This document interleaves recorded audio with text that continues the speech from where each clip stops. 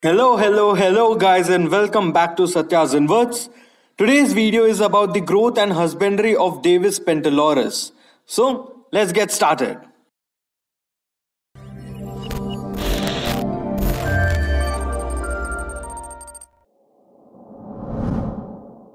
Davis pentaloris is a species of tarantula native to the warm temperate areas of Guatemala. This, along with the tiger-like coloration and pattern on the abdomen in juveniles and adults, gives this species its common name, the Guatemalan tiger rump tarantula. Davis pentaloris slings are really tiny. I got mine as a half centimeter leg span sling. Even as slings, they display some faint pattern on their abdomen, which gets more and more prominent as the sling molds.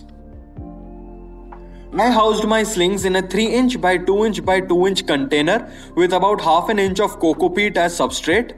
At that time I did not have access to vials, so I would recommend you guys to house these slings in vials with about an inch of substrate, as these guys are opportunistic burrowers. Now, these guys are not your average burrowers. They will make a small depression in the substrate and then weave a dirt blanket on top of it. As slings, these guys are so small that the only live food they will accept is either fruit flies, freshly hatched mealworms, or freshly hatched red runner nymphs. But there's no need to worry if you don't have access to feeders this small. These slings, just like other tarantula slings, are scavengers and readily accept pre-killed prey. So you can chop off small pieces of mealworm or any other feeder and leave it in their enclosure. After a while, usually at night, the sling will emerge from its burrow and munch on the dead feeder. I recommend feeding slings every alternate day, as this promotes faster growth. Remove any uneaten prey the next day, as leaving it in the enclosure will promote mold growth and mite infestation. As for watering, I keep one side of the enclosure always moist so that the sling has the option to stay in the humidity gradient of its choice. I recommend misting the enclosure every 3 days, as this provides the sling with fresh water. Make sure that the substrate never gets bone dry, as this species likes the substrate to be a bit moist. Not wet, but moist. I start referring to my Davis pentaloris slings as juveniles once they cross the 1-inch diagonal leg span mark. At this stage, the colors closely resemble that of adults.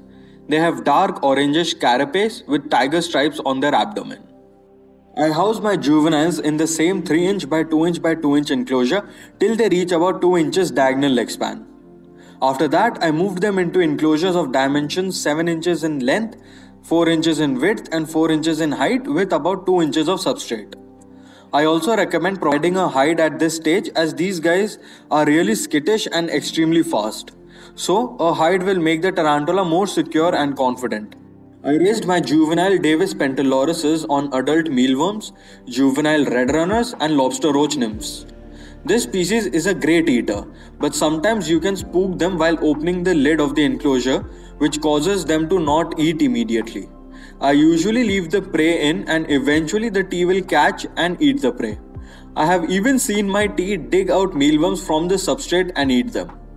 I do not recommend doing this with crickets, as they can harm your tea, which is why I never use crickets as feeders. As for watering, I recommend adding a water dish to the enclosure, as juveniles will often use the water dish to drink. I refill and overflow my water dish weekly, as well as lightly mist the enclosure. As adults, they max out at 4 inches to 4.5 inches diagonal leg span, rather small for bird spiders, but still I don't consider these to be a dwarf, even though they are classified as one. At this stage, their colors and patterns are absolutely stunning. They have a bronze carapace with black legs, and the abdomen has bronze coloration with black tiger stripe pattern. In mature males, the legs tend to have a bluish tinge to them, which makes them look even more beautiful. I house my adult Davis pentaloris in clear shoeboxes, which are 12 inches in length, 10 inches in width and 7 inches in height. I add about 4 inches of coco peat as substrate. For a hide, I made a starter burrow under a piece of rock, which she really likes. I will move her into her own bioactive vivarium soon, so look forward to that build and setup video.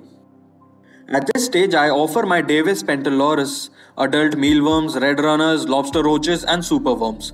Feeding frequency is about 1 to 2 times a week depending on the size of her previous meal and her abdomen.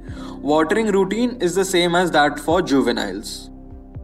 That's all there is about care and husbandry of Davis pentaloris. If you guys have any doubts, leave them in the comment section below. If you enjoyed this video, click on the like button and do consider subscribing if you already haven't done so. That's all for this week, guys. I upload every Wednesday and Saturday, so see you again soon. Until then, stay safe and keep loving your animals. Goodbye.